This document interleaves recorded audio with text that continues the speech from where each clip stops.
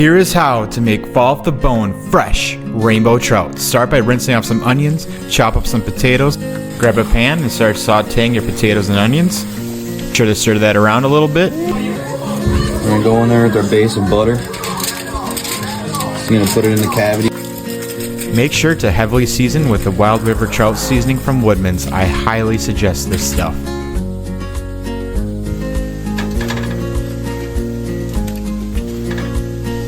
Preheat your oven to 400 and pop those in for 15 minutes.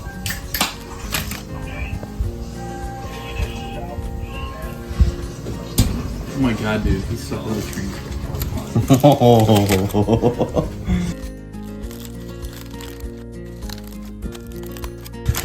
Fall off the bone, dude.